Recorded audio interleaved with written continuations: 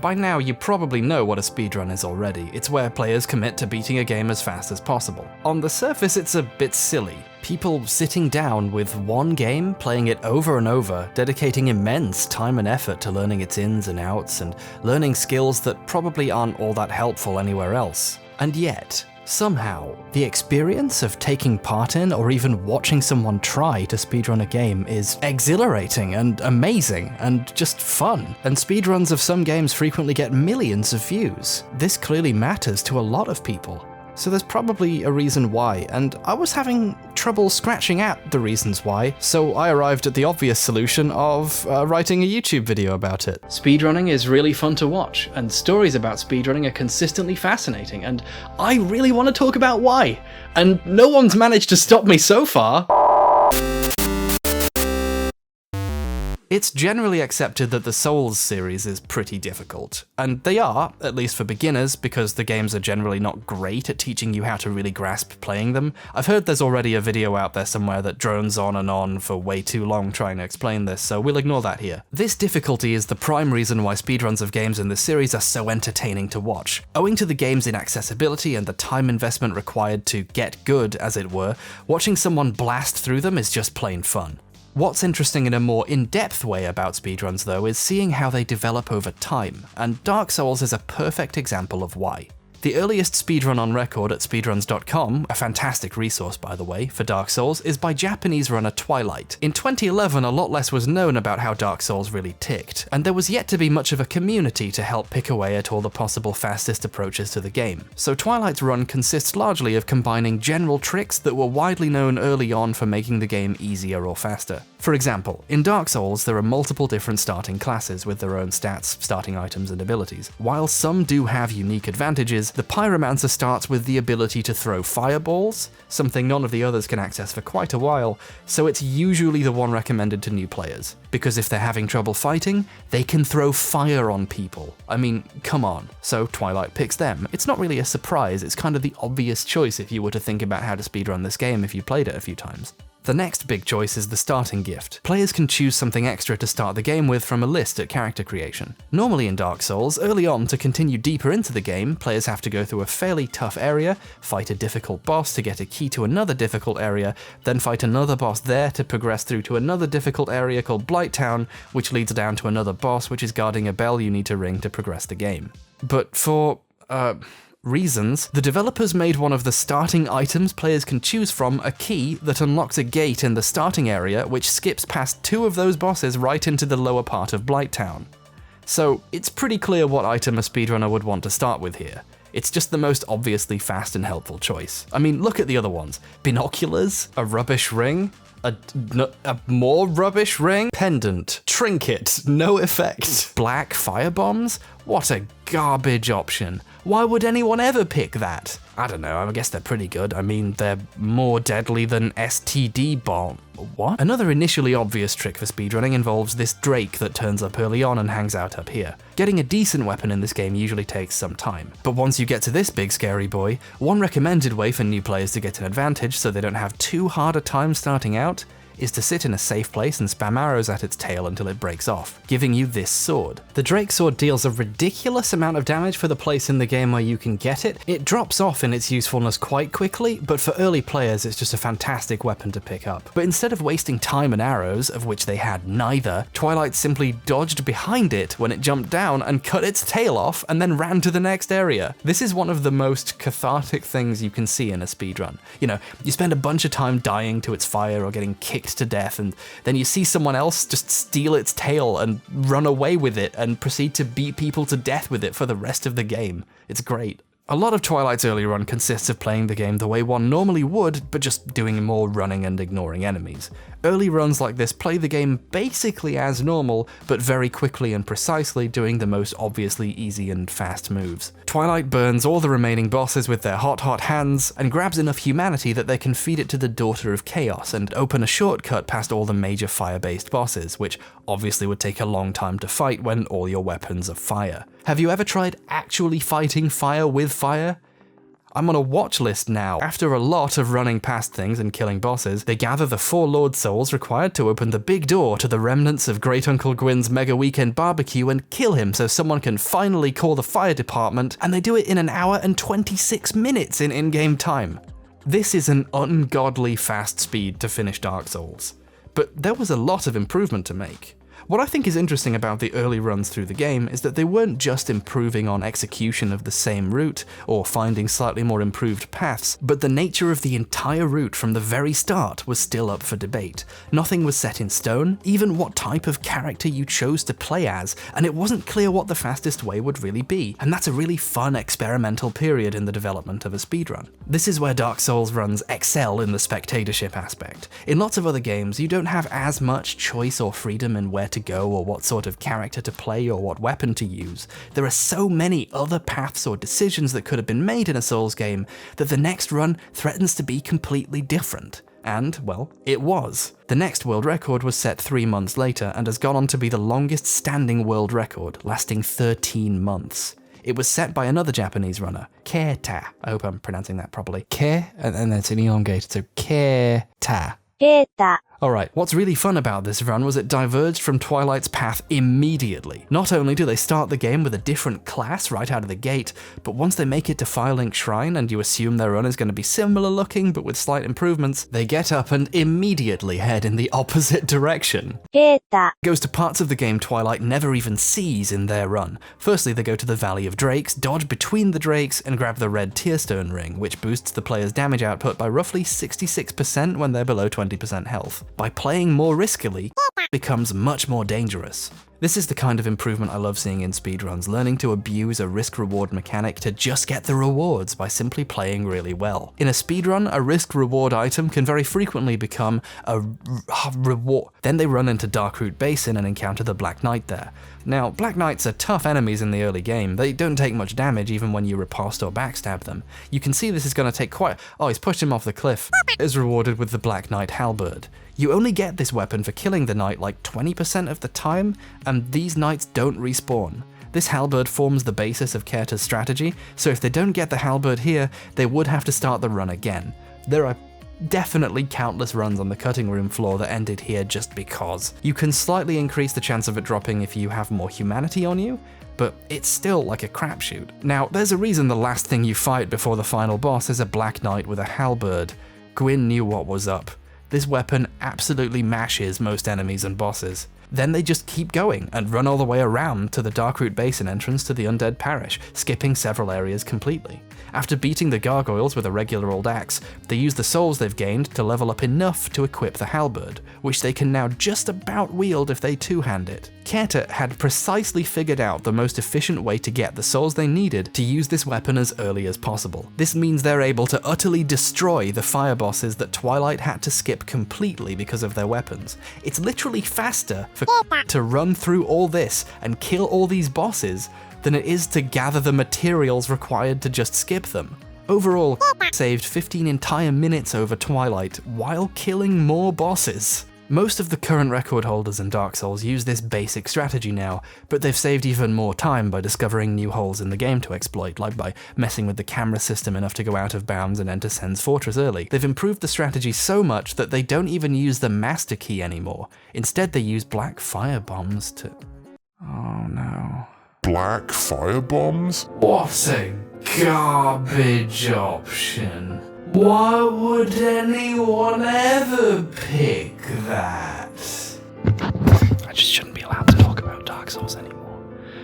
Someone should just fucking come and stop me before I make another fucking idiot of myself.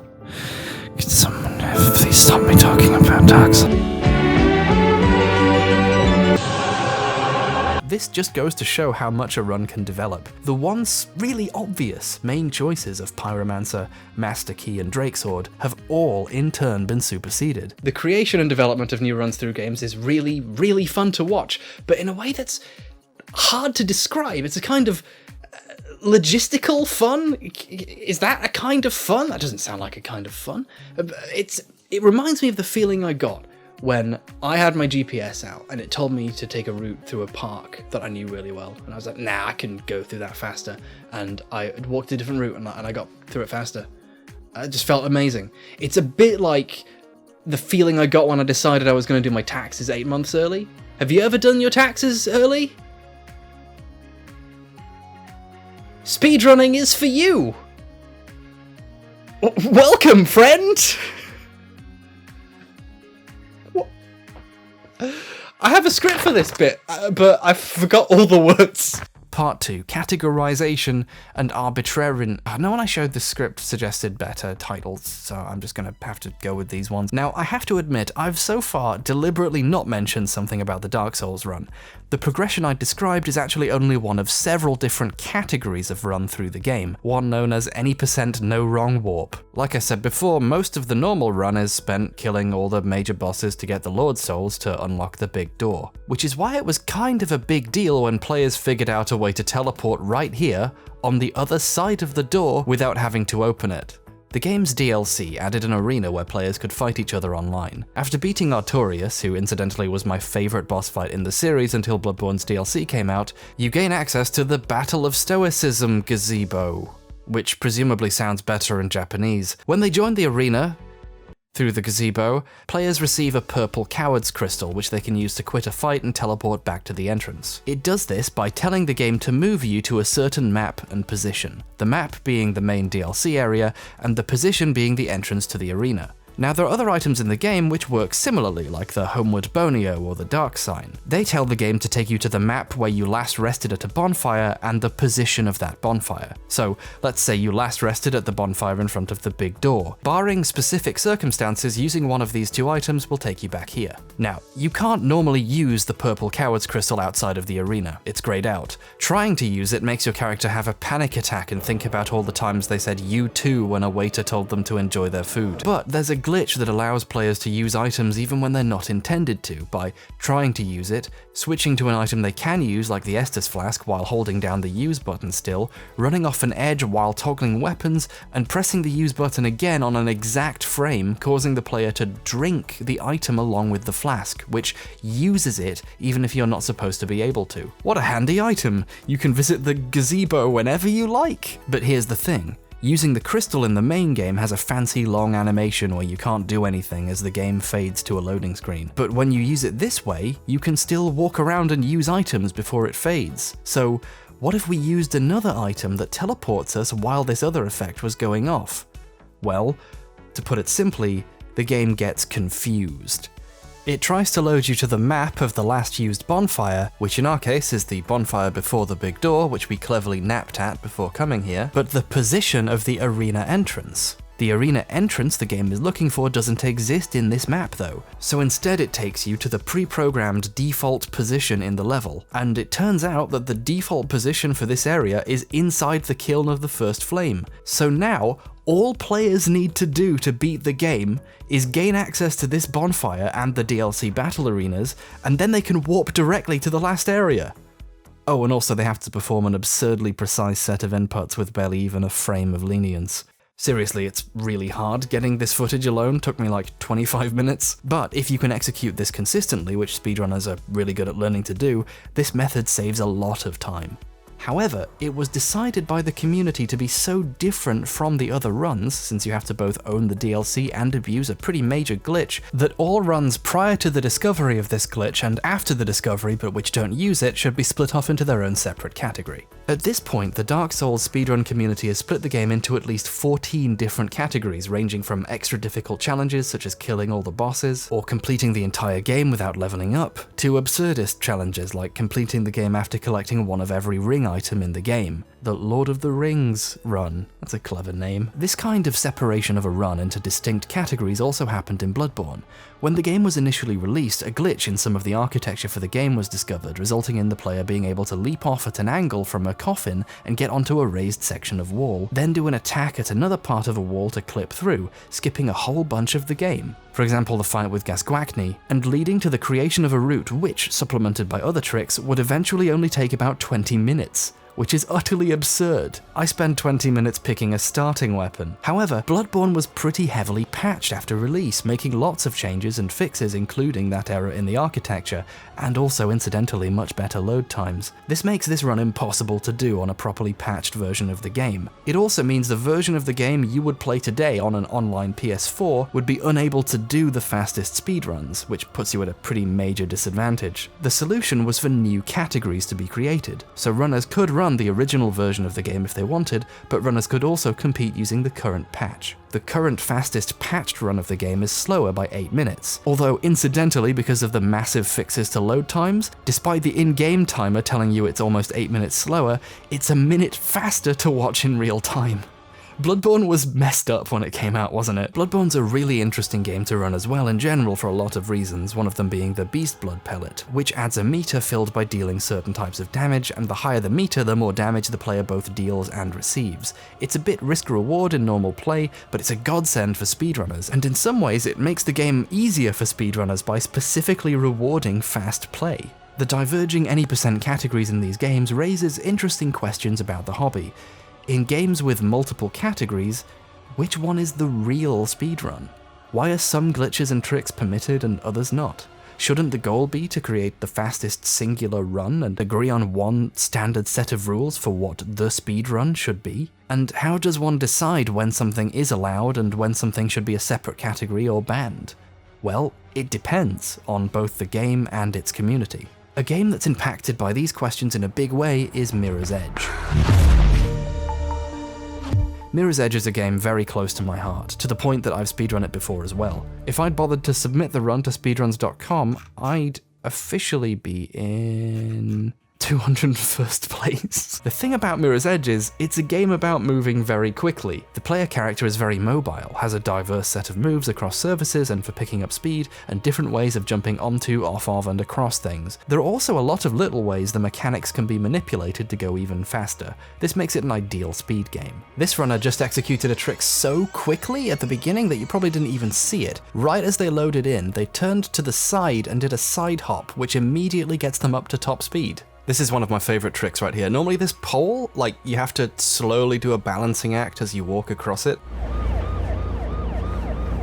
You're taking your sweet old time. Runners have reached the point where they leap onto it in a straight line and don't fall off, and then turn and do another jump off of it, so they never have to do it. It's incredible. Playing Mirror's Edge as fast as you can and then going online and checking out a speedrun is a really fun experience. There are so many nuances and specifics to the game's level designs and movement mechanics that it's just a joy to see how much extra speed can be teased out. But the game's parkour focus and aesthetic also poses a question for runners. What does it mean to speedrun Mirror's Edge? There's a variety of interesting glitches available to exploit if you want to beat Mirror's Edge as fast as possible, but some of them significantly impact the way the game is played and what the experience of watching it is like. Take for example the out of bounds glitch, or oob. Plenty of games let you get oob of the level and use this to get to places meant to be reached through slower or harder means. This can be used very egregiously to bypass large chunks of several levels, and this is technically much faster than playing the game the normal way. But it also runs counter to the sort of principles that make Mirror's Edge the game you'd want to see speedrun in the first place, doesn't it? It's a game all about motion, finesse, clever use of controls and timing to skirt along the edge of the proverbial mirror, not to clip through it and then just win. Part of the fun of speedrunning is watching a game being played very skillfully and very quickly, and some tricks rub up against what some people would define as skillfully playing the game. So Mirror's Edge has multiple categories for the main run through the game, including any percent and glitchless. In any percent, you can be treated to a faster run of the game using a lot of technical trickery to run across surfaces in weird and impossible ways, accelerate far faster than was probably ever intended, abuse a bizarre mistake in the wall run kick programming that allows you to jump on one frame right afterwards, like Faith had a double jump or something, slide into parts of the world you were never meant to see, have an LSD trip nightmare as every frame of Faith's movement is suspended before her eyes, and climb through moving elevators to shoot up into darkness. This run is really interesting and showcases some amazing tricks and moves, but it's also maybe not the sort of stuff it's fun to see specifically in a speedrun of this type of game. This is obviously highly subjective, of course, but the community seems to agree with me, so I win. In around 2013, they introduced the glitchless category, which specifically prohibits using major glitches that alter the flow of the game in this way. Glitchless runs don't go out of bounds, don't abuse the weird extra jump you can get from kicking off a wall, and prohibit a few other specific tricks that some people might deem against the spirit of Mirror's Edge. Glitchless has never and will never be faster than any %, but to me at least, it's even more entertaining to watch. Runners in this category are navigating through more of the intended world of Mirror's Edge, which, for someone who played and really liked the game, is a way more interesting challenge. All kinds of segments that are completely avoided by fairly easy tricks in any % have to actually be played and routed properly in Glitchless. I was always a tiny bit annoyed when I watched any % speedruns and wondered how fast they would do a segment I remembered having trouble with, only to discover that segment technically never turned up. Glitchless does almost everything a normal run by a typical player would have to do, but just does it really, really well. And that's way more fun, at least to some people. Let's compare just one jump across both categories. Here's the entrance to the RPA building in the second level. This jump is one of the first properly tough jumps in the game. It's a long distance, but also involves downward traversal. You have to approach it at speed and jump really late, but also roll when you land or you get hurt. Either rolling or taking damage is really slow. A runner doesn't really want to do either of those things. In the current glitchless world record, the runner Wreck executes an incredibly skillful maneuver to take full advantage of this rail here. So they land on the rail instead of the regular ground, which prevents them having to roll or take damage, but they also turned in mid-air and executed a side jump to immediately get back to top speed when they landed. This is really, really cool. It's really difficult to do, I can't do it, and most importantly, it's a trick that fits the parkour feel of the game. Here's the same part in the current any % world record by Philotrax. Trax abuses the wall kick jump to effectively fly over this challenging gap, landing safely on some of the game's trademark white plant furniture stuff. It's faster and definitely a cool trick, but it kind of avoids the intended mechanics of the game in a way that's a little less, less Mirror's Edge. They just jumped off thin air to avoid having to do a jump that's only difficult or interesting when you can only jump once. It's interesting and cool and faster, but on some level it feels like it lacks something compared to the kind of tricks achieved in the glitchless run. Extrapolating tricks like this across a full game run makes for two very different and uniquely interesting paths through the game to watch. I think I enjoy glitchless a lot more because it feels more in keeping with the game as I feel like it's supposed to be played, which is of course massively subjective and doesn't matter to a lot of people, nor should it. I mean, Philotrax's version of this segment was demonstrably faster, and some people might prefer seeing a game get abused and messed with a lot more, and normally I tend to as well. But it's a game with such a specific sense of inbuilt speed-based challenge that outright avoiding those challenges using tricks feels wrong on some childish level I refuse to let go. Earlier I asked the question of which category should be considered the real speedrun of the game. But I don't think there's an objective answer, at least for most games. Even in Bloodborne's case, using bugs that were patched out later, this is a version of Bloodborne that was released, and it beats the game as fast as possible, and in Mirror's Edge, maybe clipping through walls should be seen as just as valid a strategy as not doing so, but everyone gets to decide for themselves how to figure out what a speedrun needs to be, and usually there's gonna be enough people who feel that way that it's gonna end up as a speedrun category. And the Mirror's Edge community has come up with quite a lot of categories over the years. I've only talked about one of the extra ones so far. There's also any % inbounds, which specifically avoids out-of-bounds glitches if you think going oob is wrong and are okay with the more advanced wall kick jump tricks and stuff. There's much more healthy competition when there are multiple agreed sets of rules to choose from. I imagine if there had only been one ruling for how to speedrun Mirror's Edge, it would be a lot less satisfying for a lot of runners and wouldn't have seen quite as many runners come and go over the years. One runner eventually got a job at DICE and worked on the sequel, which apparently some people even played. So that's nice. Speedrunning is a completely arbitrary challenge, one that most developers never even think to account for. So it's totally fine to have multiple ways of categorizing runs, different kinds of challenge and so on. because some types of run are more interesting than others, and none are really any more valid because they're all ultimately just silly things some people do for the sake of fun and competition. I think it's cool that even what it means to play a game quickly can be up for discussion sometimes. My favourite type of Mirror's Edge run is the 69 stars category, which is very nice. It's the category for running through all the game's optional time trials in one sitting and getting all the stars. It really embodies the things I enjoy the most about the glitchless speedrun. It's just great performances, utilising mechanics mostly intended by the game's developers. Runners do awesome stuff, like ignore the game's inbuilt run-ups for big jumps and instead make really precise movement over them to jump manually at the edge and make it further and faster. It's awesome.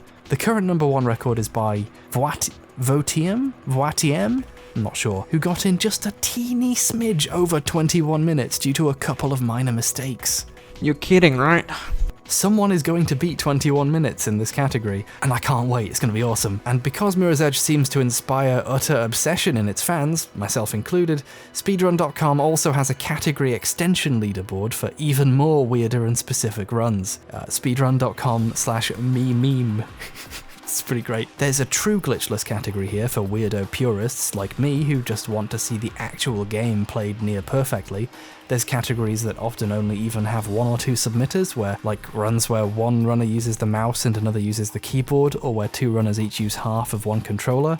Honestly, this is just getting silly now. What about a New Game Plus category where players chapter select to the last segment and beat it in 13 seconds, and people are genuinely down to counting milliseconds to figure out who was actually the fastest? What about RBO, Reverse Boss Order, where runners chapter select to each boss in the game in reverse order and time beating each of them? What about Reverse RBO, where they do RBO backwards? Why would you do it like that? That's just boss. Why is it called that? How about any percent times 25? Where one runner has decided to run the game 25 times in a row, which took over 17 hours, and which they openly declare no one will ever beat. What the fuck are your sidesteps right now? I told you, I'm not even paying attention anymore. Why would you do this, Hekigan? Was your 60 millisecond lead in New Game Plus not enough anymore? Did you need something stronger? What are you doing to yourself?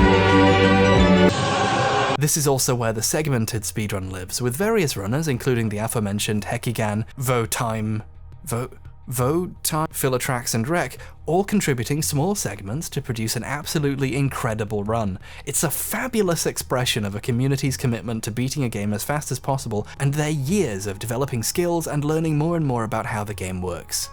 I love it. Link in the description, just give it a look, it's just great. There's a tremendous sense of community to speedrunning. People share information and discoveries, discuss theories together, and all the tricks used in runs are by their nature immediately available for further analysis and use in other runs. I remember like way back in the day, like in 2014, like I was in a Skype call with some other SMS runners. We were watching Tobo do some runs, and we've never seen that spin jump before, and it just like, it blew our minds. We're like, okay, I'm never gonna go for that.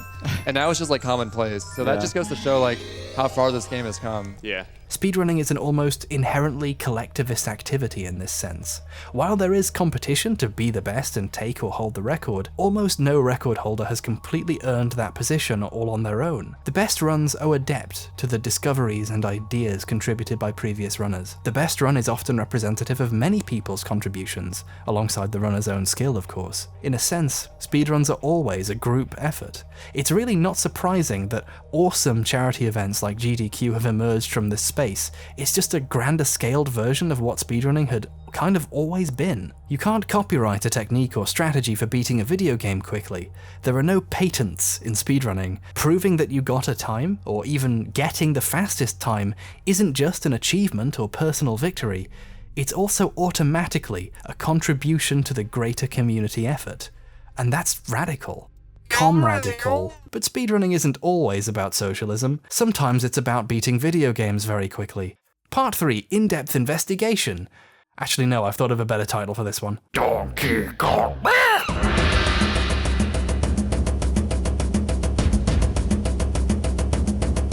Donkey Kong 64 is a game by Rareware for the Nintendo 64... You don't need to know that part. It's very much the embodiment of the stereotypes about Rare's games for the time period. Large levels full of hundreds of different specific items you have to collect to unlock more things to collect. For instance, each level has 500 bananas. But what makes it particularly troublesome is that some items are specifically for one of the 5 characters you play. To collect enough stuff to progress, you'd have to traverse the same environments over and over with every character, and the levels were often really big. At the time, it made the game feel big and like a cool, sprawling adventure that lasted a long time and had a lot of chances to see how each character can progress through the same environment using their own skills and abilities.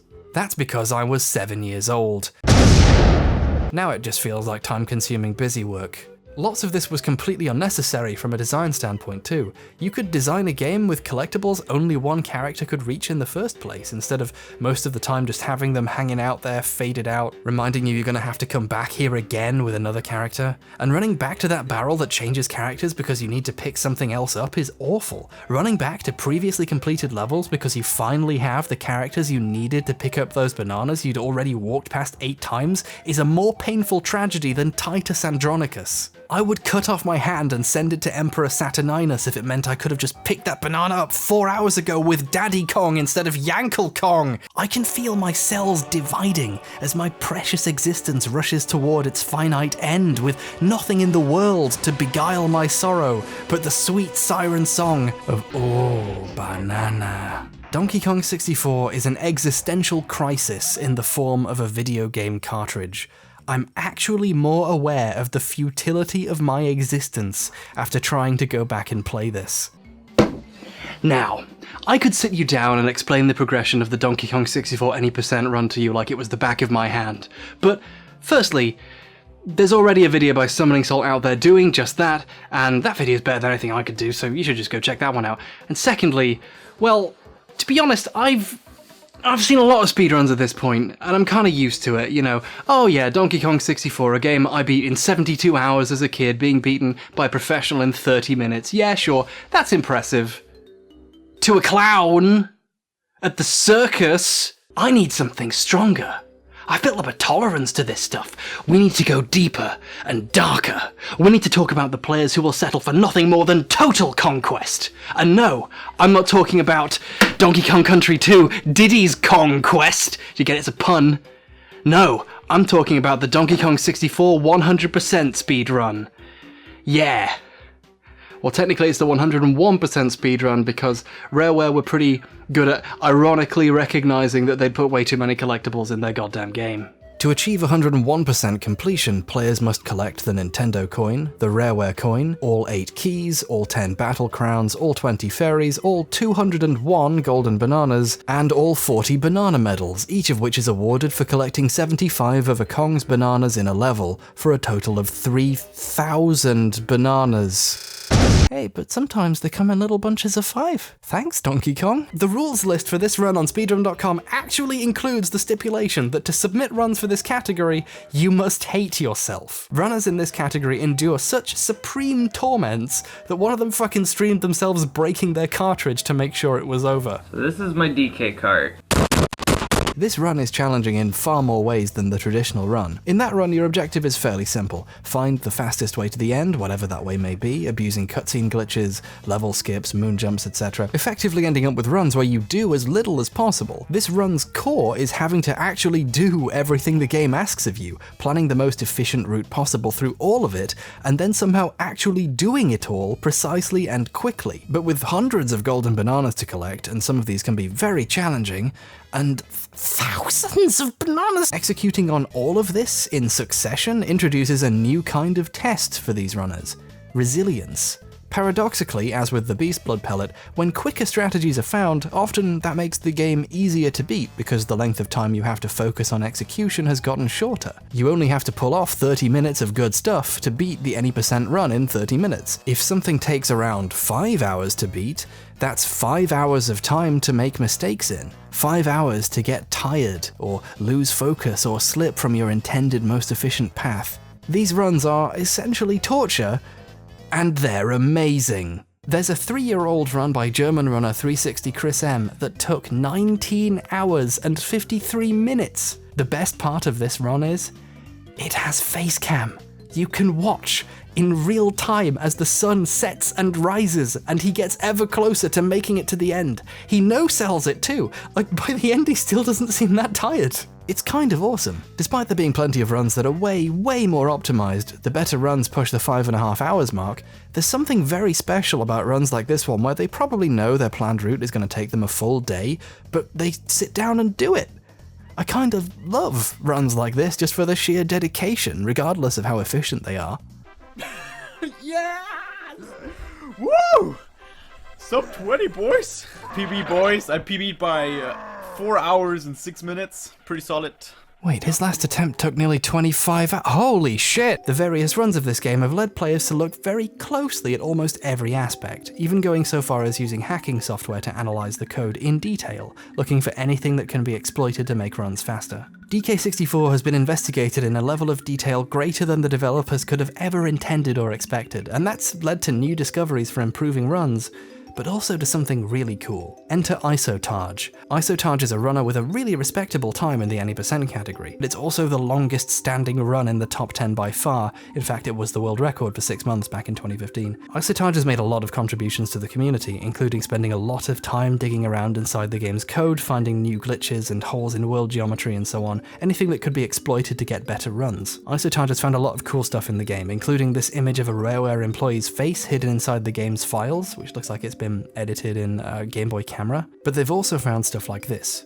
Out-of-bounds collectibles. It's common for developers to leave items and objects in places players can't get to in the game proper and not worry about removing them, like this coin hidden in a wall in Mario 64 that someone actually figured out how to get. And since these items exist well outside the intended scope of the game, runs don't usually consider them collectibles as part of a run. They're more cool oddities that shouldn't really be considered as game objects to be collected. But what if an item was absolutely collectible, without any glitches, but no one had found it before? One day when messing around in the game's code looking for flags for collectible objects, Isotage found a banana coin that hadn't been accounted for in the level Fungi Forest. Banana coins in DK64 are used to buy items and upgrades, and because this is Donkey Kong 64, there are 6 different kinds of banana coin. There's one colour for each character, but also a multicoloured one, which is usually hard to find and gives 5 coins to every character as soon as it's collected. There's only 15 of them in the game, 1 in each level except Angry Aztec, which has 2, and 7 in the hub world of DK Isles. This new coin wasn't any of the ones that had been collected before. But unlike the other items, this one wasn't out of bounds. It was hidden in a place no one had ever thought to check, hidden in the tall grass in the level. Right about here. No, wait, sorry. Right about here. And there it is. As far as I can tell, this coin isn't mentioned anywhere on the internet prior to its discovery by Isotage in the game's code, and it's not in any strategy guide from the time period I can get my hands on.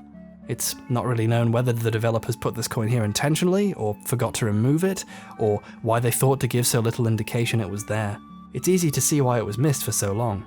Now, a cool kicker to this story would be that it invalidated all the 101% runs, or it turned out that there are now technically 102% runs or something, but banana coins aren't counted for percentages on the game's menu screen, and the total amount of coins you can get isn't even listed in the game anywhere. The 101% run doesn't even include all of the bananas, because the game only counts banana medals towards completion, so they don't even get all the bananas in the runs where you get 101% completion, which is a bit of a disappointment, really. You should get them all next time.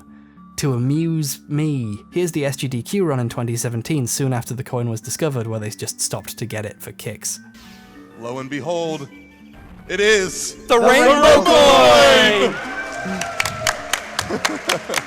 That rainbow coin has been hidden basically since the game came out, so over 16 years, right? It's not technically a major discovery, and it changes nothing about how the game is run in the main categories, outside of what are essentially ultra-masochistic jokes that people only really do just to be one of the 2 people who ever did it at all. But it's still a really cool discovery. Something was hidden, just out of plain sight, even to the people who would make a point of collecting everything in the game.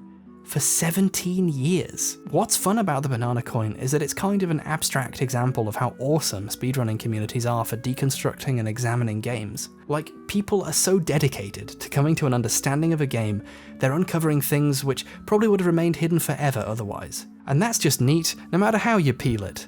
Oh god, did I just say... Why is speedrunning awesome? Because people are awesome. Because watching someone try something over and over again, getting better and better and learning new secrets and strategies in order to be the best at something, sometimes for years, is compelling and fascinating and human in a way that no other form of media, no television show could ever adequately replicate, because a real human person is sitting right there and doing it. I opened this video using clips from an attempt to finish Zelda Ocarina of Time in the any % category by Skater82297. This video in particular is one of my favourites. This guy's been hammering away at Zelda Ocarina of Time since at least 2014, shaving seconds, fractions of seconds, off of his personal best. Here's a cool trick. On speedrun.com you can actually click to see all of the obsoleted runs that a runner has themselves gone on to supersede. If you turn that on, this guy basically is the top 20 fastest runs of Zelda of all time. But he didn't have number 1. Someone else was faster than him, so he just kept going and going. And you can see all of his runs, and live on his channel, you could have seen all of the many, many attempts that went into even getting those runs. And in this run, you see him get annoyed by the tiniest things. Goma doesn't activate for about a second longer than he thinks it should, and it just frustrates the hell out of him. Dude, fuck you! Fuck you! Fuck you! Fuck you! Fuck you! No, fucking shit, dude. Fuck off. I'm mad. Fuck off. He's angry about this boss not spawning fast enough, even though he can kill it in seconds flat. That was bullshit, dude. That was utter shit. That was bullshit. A random onlooker would wonder why someone did this to themselves, did something over and over even though it clearly wasn't any fun for them. But then, they get deeper and deeper into the run. And they start to realise that this might be the one. The tone changes. Things get quiet. This might be happening. Is it happening? Oh my god! Oh my god! Oh my god! Towards the end, he can barely even control his breathing. He's panicking. He's anxious, but he knows that if he can just execute on the ideas that he's been developing for years, this might be it. Oh my god, dude! Oh my fucking god! Oh! Okay. Okay. Yes, dude! Fucking yes! Yes! Oh my god! Yes! Yes! Yes, dude! Oh my god! Yes! Oh my god! Oh my god, dude! This run is currently the fastest run anyone has ever done of The Legend of Zelda Ocarina of Time. And then, in that moment, in that period of being utterly overjoyed at this achievement, it becomes clear why people do this. And what you can get from this that you can't get anywhere else. It's a story. Not something written or directed by someone, a real human story. It's a story of perseverance and triumph. And it's derived from something so small and silly seeming, but that only makes it more beautiful in a way.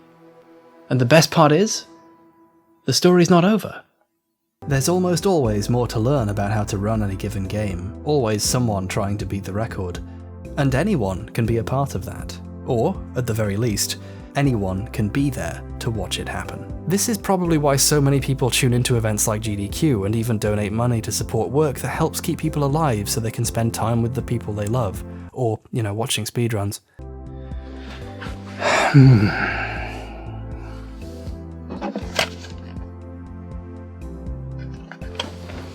Okay, I have to admit I told a bit of a porky pie earlier. That's Cockney rhyming slang for lie, which I clearly know, obvious Cockney that I am. I never actually beat Donkey Kong 64 as a kid.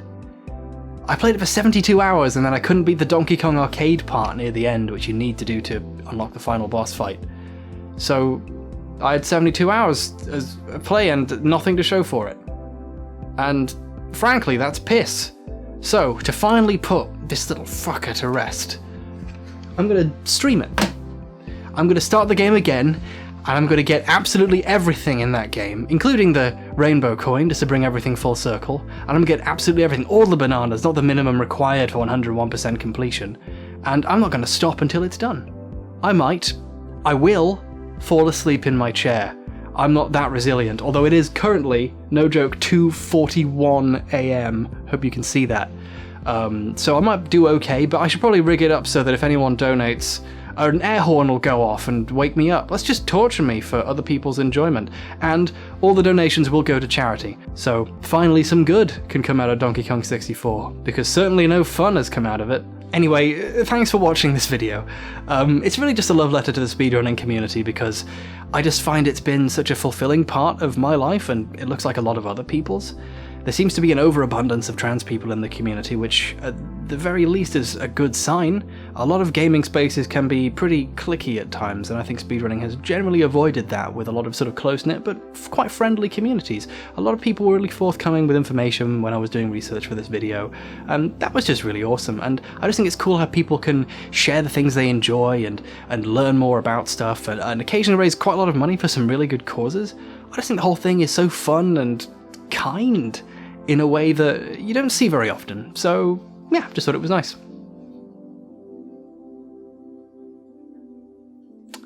Probably could have thought of a clever ending to this video, but meh.